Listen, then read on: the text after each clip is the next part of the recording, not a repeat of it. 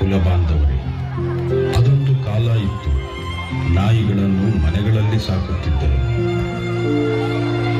ಹಂದಿಗಳನ್ನು ಬೀದಿಗೆ ಬಿಟ್ಟುಕೊಳ್ಳುತ್ತಿದ್ದರು, ಹಸು ಕರುಗಳನ್ನು ಪೂಜಿಸುತ್ತಿದ್ದರು.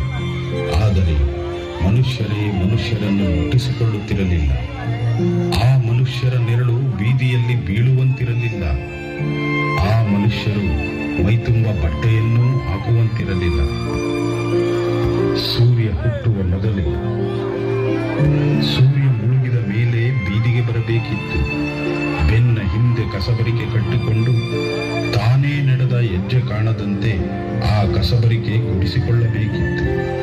ತನ್ನ ಉಗುಳನ್ನು ಕಂಠದೊಳಗೆ ಉಗಿದು ತನ್ನದೇ ಕುತ್ತಿಗೆಗೆ ಕಟ್ಟಿಕೊಳ್ಳಬೇಕಿತ್ತು. ಕೂಲಿ ಇಲ್ಲದ ಜೀತ, ಕೊಳೆತ ಮಾಂಸ, ಹಳಸಿದ ಅನ್ನವೇ ಊಟ. ಬಾಯಾಡಿದರೂ ಬಾವಿಯ ನೀರು ಕುಡಿಯುವಂತಿರಲಿಲ್ಲ. ಸಮುದ್ರದಲ್ಲಿ ಬಿದ್ದು ಸಾಯುವಂತಲೂ ಇರಲಿಲ್ಲ.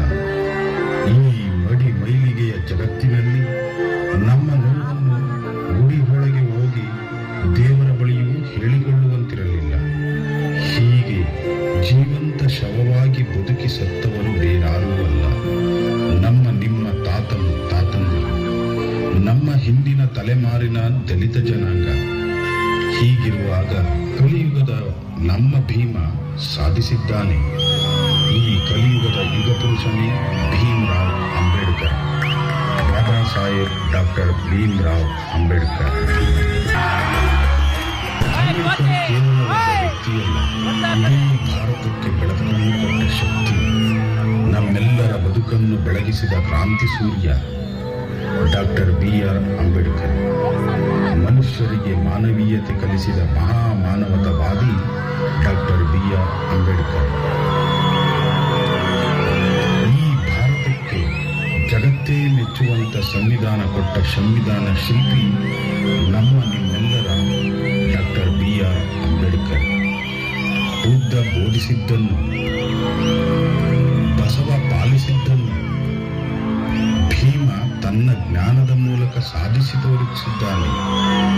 ಭೀಮ ಕೊಟ್ಟ ಸಂವಿಧಾನ ಈ ರಾಷ್ಟ್ರದ ಪ್ರಥಮ ಪ್ರಜೆ ರಾಷ್ಟ್ರಪತಿಯಿಂದಿಡಿದು ರಾಷ್ಟ್ರದ ಕಟ್ಟಕಡೆಯ ನಾಗರಿಕನ ತನಕ ಸರ್ವರಿಗೂ ಸಮಾನತೆಯ ಸಮಬಾಳ್ವೆಯನ್ನು ಪಾಲಿಸುವಂತೆ ಮಾಡುತ್ತದೆ. ಇದೇ ಸಂವಿಧಾನದ ಮಹತ್ವ.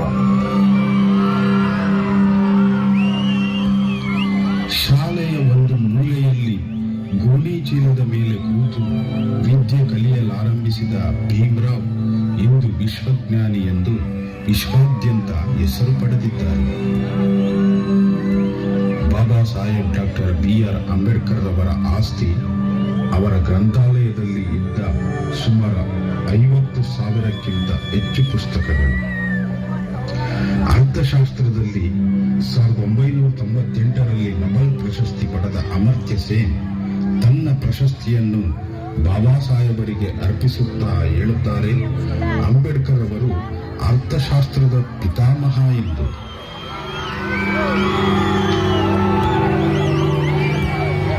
ತನ್ನ ಅರ್ಥಶಾಸ್ತ್ರ ಜ್ಞಾನದ ಮೂಲಕ ಭಾರತದ RBI, reserve bank of India ಸ್ಥಾಪನೆಗೆ ಕಾರಣರಾದ ಬಾಬಾ ಸಾಹೇಬರು ತನ್ನ ಜೀವಿತದ ಕಡೆ ದಿನಗಳಲ್ಲಿ ಹಣವಂತರಾಗಿರಲಿಲ್ಲ.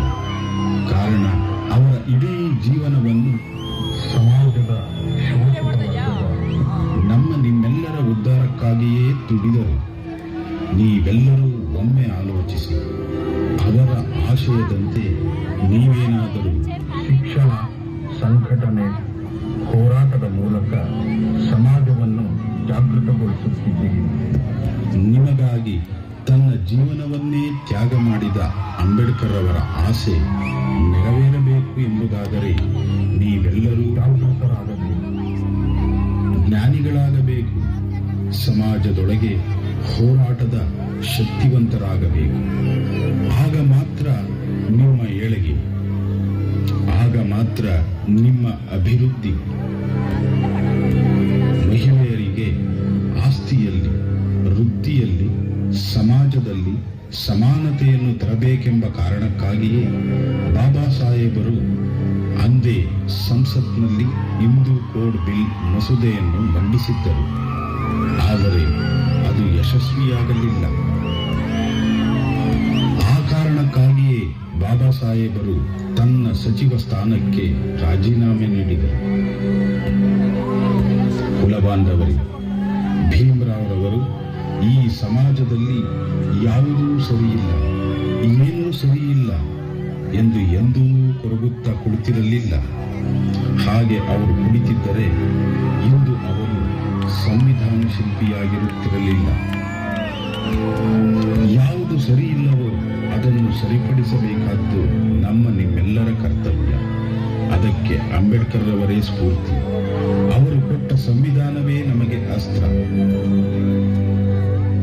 ಸ್ವಾಮಿ ವಿವೇಕಾನಂದರ ಮಿಂಚಿನ ಸಂದೇಶದಂತೆ ಏಳಿ, ಎದ್ದೇಳಿ, ಗುರಿ ಮುಟ್ಟುವ ತನಕ ನಿಲ್ಲದಿರಿ. ಬಾಬಾ ಸಾಹೇಬರು ಕೊಟ್ಟ ಮತದಾನದ ಹಕ್ಕಿನ ಮೂಲಕ ನಿಮ್ಮ ಅಮೂಲ್ಯ ಮತವನ್ನು ಚಲಾಯಿಸಿ ಸದೃಢ ರಾಷ್ಟ್ರ ಕಟ್ಟೋಣ. ನಮ್ಮ ಸಮುದಾಯವು ರಾಜಕೀಯವಾಗಿ ಚುಕ್ಕಾಣಿ ಹಿಡಿಯುವ ಸಮಯ ಸಂದರ್ಭ ಈಗ ಬಂದಿದೆ. ಬಾಬಾ ಸಾಹೇಬರ ಆಸೆಯಂತೆ ಈ ರಾಷ್ಟ್ರವನ್ನು, ರಾಜ್ಯವನ್ನು ಆಳ್ವಿಕೆ ಮಾಡಬೇಕಿದೆ. ನಾವು ಸಮರ್ಥವಾಗಿ ಈ ರಾಜ್ಯವನ್ನು, ರಾಷ್ಟ್ರವನ್ನು ಆಳ್ವಿಕೆ ಮಾಡಿ ಜಗತ್ತಿನ ಎದುರು ಮಾದರಿಯಾಗೋಣ ಬನ್ನಿ. ಕೋರೆಗಾಂವ್ ಯುದ್ಧವನ್ನು ಗೆದ್ದ ಇತಿಹಾಸವಿರುವ ನಮಗೆ ಈ ದೇಶದ ಚುನಾವಣೆಗಳನ್ನು ಗೆಲ್ಲಲು ಸಾಧ್ಯವಾಗುವುದಿಲ್ಲವೇ? ಹೌದು, ಸಮಾಜದ ಶೋಷಿತ ವರ್ಗದ ಒಗ್ಗಟ್ಟಿನಿಂದ ಮಾತ್ರ ಅದು ಸಾಧ್ಯ.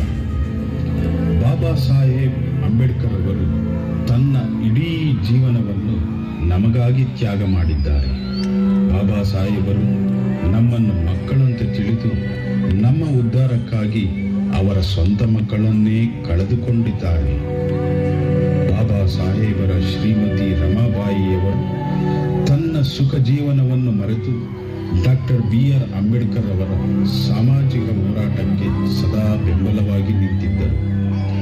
ಇವರ ಈ ತ್ಯಾಗ ಬಲಿದಾನಗಳಿಗೆ ನಾವು ಗೌರವ ಕೊಡಬೇಕಲ್ಲವೇ? ಬನ್ನಿ, ನಾವೆಲ್ಲರೂ ಓದಿ ಅವರಂತೆ ಜ್ಞಾನವಂತರಾಗೋಣ. ಬನ್ನಿ, ಅವರ ಆಸೆಯಂತೆ ನಾವೆಲ್ಲರೂ ಶ್ರೀಮಂತರಾಗೋಣ. ಬನ್ನಿ, ಅವರಂತೆ ನಾವು ಸಂಘಟಿತ ಹೋರಾಟ ಮಾಡುವ ಮೂಲಕ ಗುಣವಂತರಾಗೋಣ. ಮುಂದಿನ ದಿನಗಳಲ್ಲಿ ಸ್ವಾತಂತ್ರ್ಯ ಮತ್ತು ಸಮಾನತೆಯೊಂದಿಗೆ ಬಾಬಾ ಸಾಹೇಬರು ರಚಿಸಿದ ಸಂವಿಧಾನದ ಪ್ರಕಾರ ಈ ಪ್ರಜಾಪ್ರಭುತ್ವದಲ್ಲಿ ನಮ್ಮ ದೇಶ ಮತ್ತು ರಾಜ್ಯವನ್ನು ಆಳ್ವಿಕೆ ಮಾಡೋಣ. ಜೈ ಭೀಮ್. ರಚನೆ ಮತ್ತು ಧ್ವನಿ ಪರಮಾನಂದ MS. ದುಡಿದು ಬೆವರನ್ನು ಸುರಿಸಿ, ಕುಡಿಯಲು ಹನಿ ಹನಿ ನೀರನ್ನು ಉಳಿಸಿ, ಜಗಮಗಿಸುವ ದೀಪಾಲಂಕಾರಕ್ಕೆ ಸ್ಪಂದಿಸಿದ ಗಾಂಧಿನಗರದ ಸಮಸ್ತ ನಾಗರಿಕ ಬಂಧುಗಳಿಗೆ ಧನ್ಯವಾದಗಳು.